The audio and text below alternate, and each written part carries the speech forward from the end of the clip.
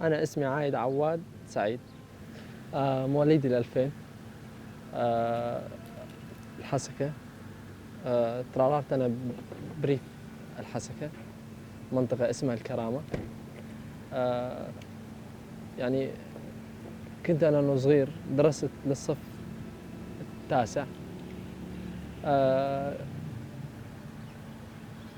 طبعا درست هين بالحسكة شي 4-5 صفوف من الأول للخامس، وبعدين طلعت على الشام كملت دراستي هناك للصف التاسع.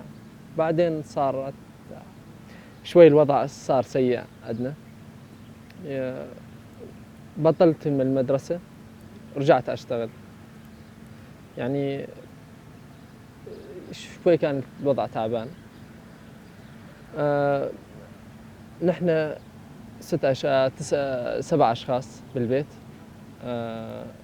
3 بنات و4 شباب. أنا ثالث واحد بالشباب طبعا. أنا اشتغلت بعد ما بطلت المدرسة، اشتغلت بالزراعة. طبعا نشتغل نحن عمال عند ناس، عرفت، خضرة، آه، زراعة. يعني هيك كان شغلنا. نحن أنا اشتغلت مشان الظروف المادية طبعا، وما كملت المدرسة. أنا أول ما كنا في الشام طبعا صارت حادثة هنا، أبوي وأخوي الكبير توفوا هنا بالمنطقة، طبعا أثر داعش. جينا نحن من هناك من الشام، قعدنا بالمنطقة بدير الزور، ضلينا فترة. كانت المنطقة محصورة، كنا نسمع مسموعات عن الرفاق انهم كويسين. اول شيء كانوا يشوهون سمعتهم الدواعش، يعني شوهوا يعني كثير. نحن ما كنا نعرف انه، يعني كان مخيلتنا انه يزرعوا الفتن بين العالم، انه يسيئون للديمقراطية. نحن بعدين يعني انا ما عجبني الوضع هناك، وانا جيت ضليت انا الكبير باهلي. جبت اهلي انا وامي واخواني اولاد صغار، جينا من الدير. طبعا نحن اول ما شفنا الرفاق يعني ما كان الوضع يعني اللي حكوا لنا شكل، ووقت شفناهم شكل، يعني تغير 90 درجة يعني لورا. يعني الرفاق اول ما شوفونا عاملونا طيب، نحن نفوس الحسن يعني حبونا كثير، يعني اجونا باحترام، ما في اغلاط، ما في يعني هم محببين حالهم. يعني ما كانوا يعني يغلطوا مع العالم ولو شوي صغيرة. ساعدونا وقت اجينا. بعد انا فترة ضليت يعني اشوف الرفاق، تابعهم. يعني الرفاق اللي يجوا من الدوام يحكوا لنا عن العسكرية، ايش هي، ايش مبادئها، يعني حببونا كثير فيه.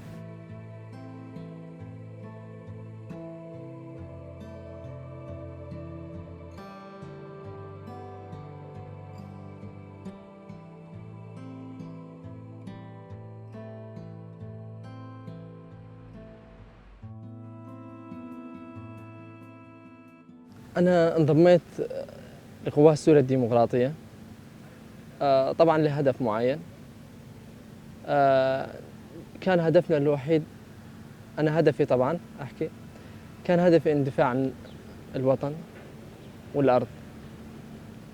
يعني اللي قبل كان الدواعش وعلى دور يعني اساءوا لنا كثير يعني.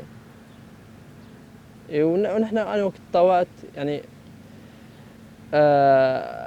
حبيت القوة، مجالها شوي واسع. مستحبين طبعا، ما عندهم تفرقة مثل الدولة السورية. أنا هلا عشت درست، ولا مرة انذكر اسم الكرد يعني بشكل عام. يعني كانوا بس يحكوا عن بطولاتهم بس، يعني ما كانوا بس يريدوا يمسحوا اسم الأكراد يعني بشكل عام، كانوا يريدوا يسيئون لهم. يعني ما في يعني رابط لازم كان يجمعهم بينهم وبين الكرد، يعني كان بس إلهم يطلع الصيت إلهم، يعني جماعة عنصرية. يعني أول كنا نخاف نسمع بس واحد يقول الدولة السورية، يعني الشعب كله خايف، حاطين رعب بين العالم، إنه يعني شلون أحكي لك إياها، إنه يعني نحن وما بعدنا، يعني غصبا عنك بدك تخاف منه. طبعا أنا وقت كنت سبت للحزب استحبيت له، يعني كانوا الدولة السورية يعني حتى حقوق المرأة ما لها كان في حقوق. أما وقت اجوا القوات قوات سوريا الديمقراطية، يعني تجمع أكثر من شمل، يعني ما كان في فرق. هلا الأكراد ما يفرقوا بين عربي أو كردي أو سرياني، يعني كلهم إيد واحدة، يعني كلها ضمن المجتمع يعتبرونها. لا، كانت أول دولة السورية في تفرقة كثير. يعني المجال المرأة أول كان المرأة ما يخلونها، يعني ما لها حقوق. يا هلا نحن هنا شفنا يعني المرأة لها أكثر من حق، يعني حتى عم تقاتل معنا. الدولة السورية يعني ما كانوا مستحبة لغة الأكراد عندهم، كان نافيها بشكل عام، يعني إنهم بس الصيت يطلع. يعني أنا ولا مرة مر علي بالكتب إنه الأكراد سووا وعملوا، يعني ما في استحبية بالمرة إلهم. يعني كانوا مسوين فتنة بين العالم. هلا نحن أنا تغير مجالي أكثر وأكثر واستحبيت للقوات، يعني في عندهم هلا الرفاق، يعني كويسين معانا، محترمين، يحترمونا، ما في تفرقة. يعني أولي كان الضابط إذا يفوت يخرب الكائنات، كانوا يهينوا العسكري اللي عندهم يصير، يكسرون من معنوياتهم. لأن نحن هون لا، ما فيها الحكيها. يعني قوات مستحبة، يعني تحبب الناس ببعضها، يعني ما في فرق بين العسكري والمدني ولا كل واحد عندهم. أما عند الدولة السورية لا، كان في اختلاف كثير. يعني إذا يجي واحد مسؤول منهم هو ما بعده، في إهانات، كانت في ضرب. يعني هلا هون نحن تغير الوضع، يعني هلا هون ما في لا ضرب ولا في. أنا أخذت أكثر من دورة عسكرية، ولا مرة أساءوا علينا الرفاق، بالعكس يحببوننا، يعني إذا في غلط يصححوننا إياه. ما في يعني يصيح ويجي والله خرب الدنيا ويكسر ويضرب العسكري، ما في. أما عند الدولة السورية أنا سمعت مسموعات كثيرة عنهم، طبعا أنا ما خدمت، بس سمعت يحكون أهاليتنا عنهم إيش كانت إساءتهم. يعني ما في تطور، يعني ما كانوا، يعني حتى إذا كان الواحد إذا بده يفكر بشغلة يسويها ما يخلوه. يعني كان حياتهم إنه بس يخلوا الفكر ضمنهم بس، يعني تفكر بس بدولة وقانون عندهم، في حساب بعقاب. يعني ما خلوا الإنسان يتطور ولا يفكر.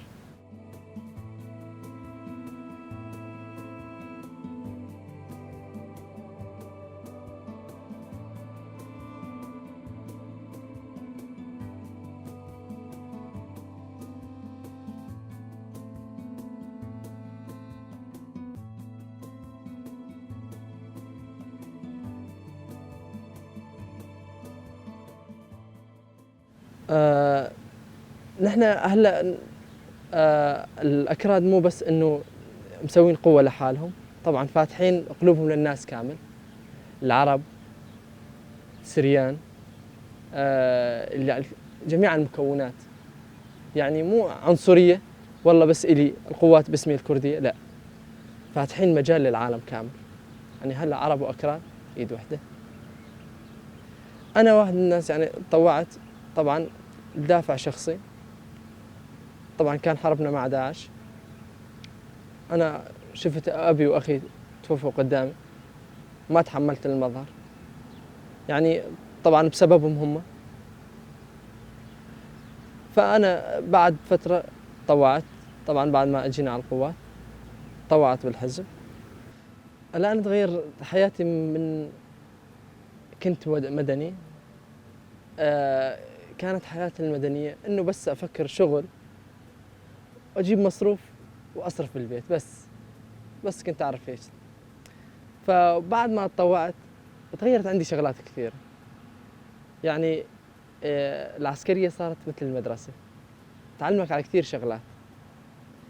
نحن يعني مو بس إنه والله بس شغل وخلص بالمدنية، لا، العسكرية اختلفت، عندنا درجات كثير. يحببك بالوطن، يحببك بأرضك، يعني لازم يكون عندك دفاع إلى وطنك، مو يلا خلاص عمرك خلي الوطن يروح. لا، الحياة العسكرية تغير كل شيء، يعني مبادئنا تغيرت. يعني الحكي مع الرفاق غير، توعينا أكثر، يعني كثير شغلات تعلمناها. أنا أخذت طبعا أكثر من دورة، 3 دورات تقريبا. يعني الرفاق ما كانوا فورا يجيبونا ويزتونا على الجبهات بلش قتال، لا، في كان تنظيم عسكري. نحن أول ما أخذونا، أول ما انتسبت للحزب، آه بعدين سووا لنا تجمع، بعدين يومين 3 أخذونا سوينا دورات. أول ما علمونا عسكري طبعا، بعدين علمونا عسكري، بعدين علمونا سياسي وفكري. هون أنا استحبيت الأكثر للقوة.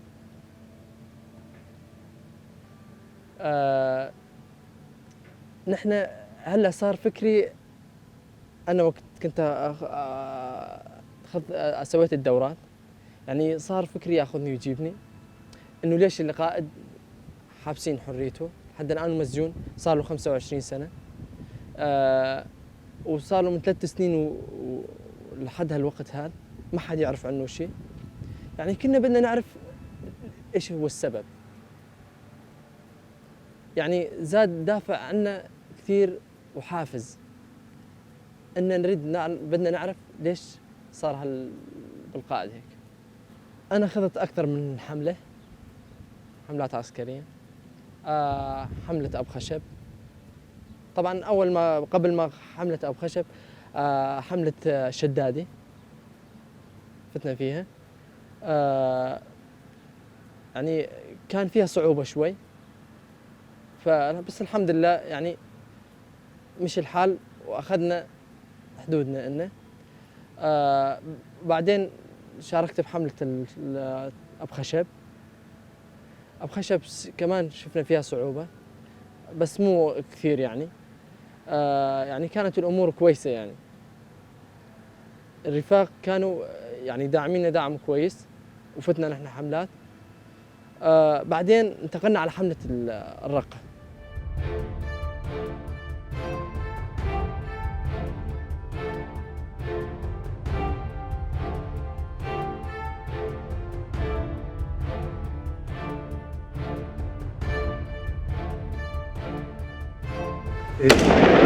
Meditieren.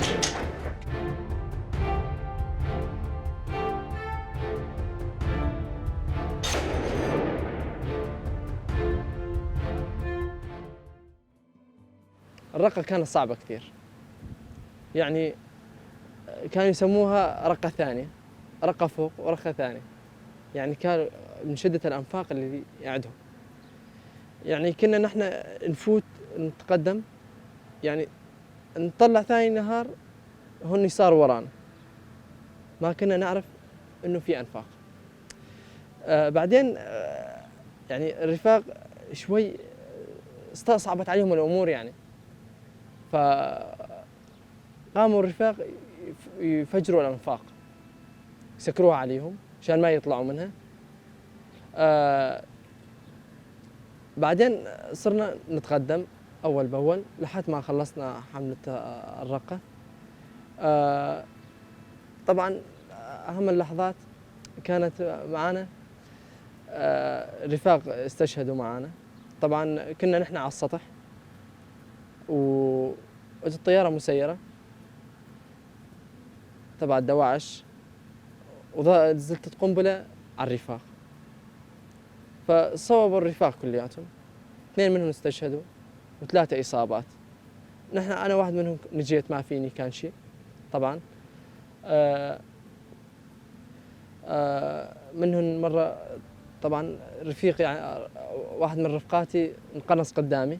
طبعا أنا كنت أمشي ورا وهو قدامي، ضربوا قناص تبع داعش. نحن بعد ما الرفاق طلبوا منا الجاهزية، الحملة جديدة يعني دلعت طبعا من تركيا. الرفاق كانوا ما كانوا بجاهزية كاملة، يعني ما كانوا متوقعين ان الامر هذا راح يصير. طبعا نحن لو كان الرفاق كان يعرفوا انه راح يصير هالامر هذا، يعني ما كنا اعطيناهم هالمجال هذا كثير يعني. فنحن فورا من الرفاق خبرونا، طلعنا نحن. طبعا الحملة اللي بلشنا فيها منطقة التحرير من بعد الرقة. طبعا فتنا نحن والرفاق، كانت في صعوبة كثيرة طبعا، يعني كان عندهم سلاح فتاك يعني. كثير رفاق استشهدوا قدامنا وتصاوبوا، نحن ما وقفنا، ضلينا متابعين بالامر هذا لنحصل على اللي بدنا اياه. طبعا حررنا اكثر من منطقة بعد الرقة. هون شوي رجعوا، يعني ما كانوا يفكرون ان الرفاق هالقدرات هاي الهائلة، يعني كانوا ان يفكرون مستضعفين. نحن ما كنا مستضعفين يعني. بعدين نحن عادين فتنا بمنطقة اسمها ترواز القنطري، جنبها تروازية. كنا انا خمس رفاق بالنقطة ونحن فيها. اشتبكنا معاهم. صاب واحد من الرفاق معنا، وكمان انا طلعت لعنده اطلع اخذه، وقعت علينا قذيفة هاون نزلت جنبي. انا حدين اغمي علي. بعدين شوي وصحيت، طلع الرفاق اللي ايش صار فيهم يعني. طبعا انا ما كنت حاس بالاصابات، يعني كان فكر كله عند الرفاق انه بس ما واحد منهم كمان يصاب. هد شوي اشتباك بيناتنا. اجى القيادين تبعنا هافال دلو وهافال علي شعيطي، طبعا كانوا معنا مشاركين بالحملة. طبعا نحن رفاق اجوا علي يسعفوني. كان 3 رفقات معي تصاوبوا كمان نفس القذيفة، او واحد كان اكل طلق ناري. اجوا الرفاق يسعفونا، يعني كان يقولوا لي انت ما فيك شيء. طبعا اول شيء كان ما بدي يخوفوني، هافالدولو ما كان بدي يخوفني. انا لحد الان ما كنت يعني مطلع على المنطقة اللي تصاوبت فيها اللي بجسمي. هافالدولو قال انت ما فيك شيء. انا ما كنت خايف من الامر هذا، يعني عادي صوبت، يعني امر طبيعي يعني فدوى الوطن. الدكتور قال هذا ما اقدر عليه، الرفيق وضعه صعب كثير. اللي هافالدولو ما قبل هالحكي منه. طبعا قال له ما يصير تحكي هالحكي للرفيق، الرفيق وضعه كويس وما في شيء. وكان مشجعني، يعني قال أنت ما فيك شيء، وضعك كويس، يعني لا تخاف، لا تسمع حكي الناس والله فيك هيك وهيك، أنت ما فيك شيء.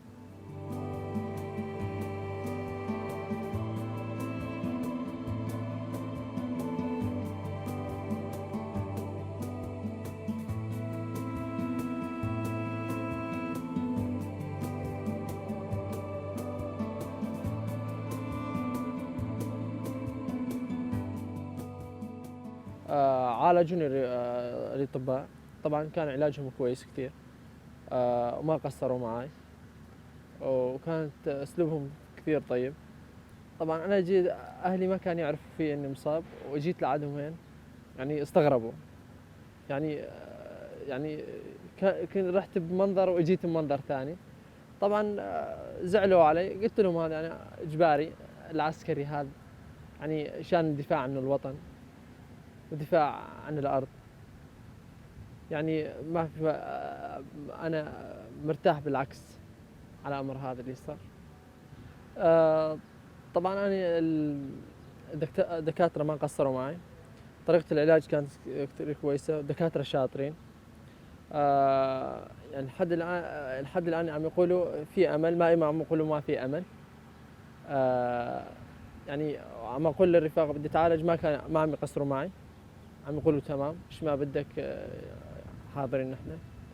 آه، أنا تعالجت بالمنطقة هون، ما طلعت برا، لأنه قال لي الرفاق إن شاء الله مشكلتك هون تنحل كلياتها، والحمد لله. يعني القائد كان ينشر مقالات كثيرة.